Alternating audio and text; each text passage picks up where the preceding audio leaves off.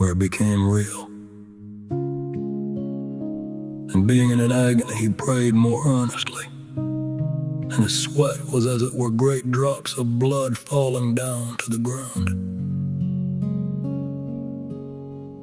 Before the cross, there was a garden.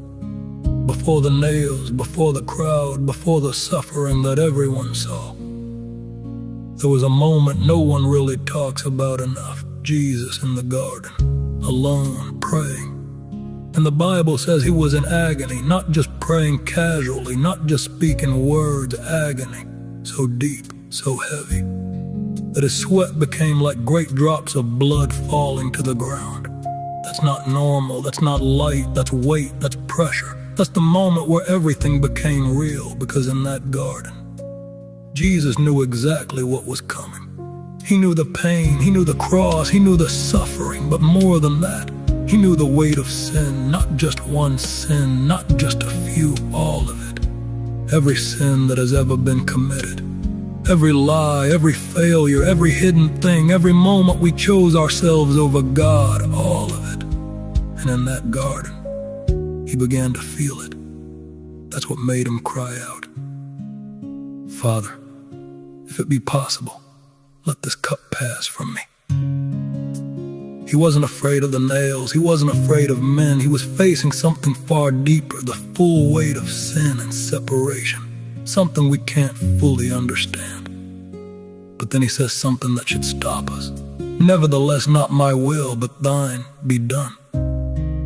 That's surrender. That's obedience. That's love, because he had a choice. He didn't have to go through with it. He could have walked away.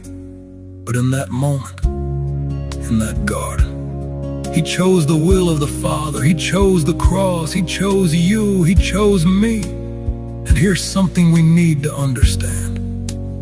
He wasn't just praying for himself.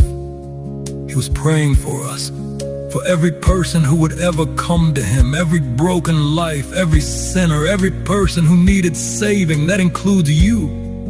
That includes me. And while we sleep, while we go on with life, while we don't even think about it sometimes, he was there, in agony, praying, preparing to carry what we could never carry, that should do something to us.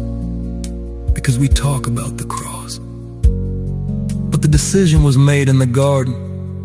That's where surrender happened. That's where he said yes. So the question is not just, what did Jesus go through? The real question is, what do we do with that? Because he said, "Not my will, but thine." And if we truly follow him, that has to become our prayer too. Not just when it's easy, not just when it feels right, but when it's hard, when it costs something, when it requires surrender. Because the garden shows us something real. Following God is not always easy, but it is always right. And Jesus showed us how. Alone in prayer, choosing the will of the Father.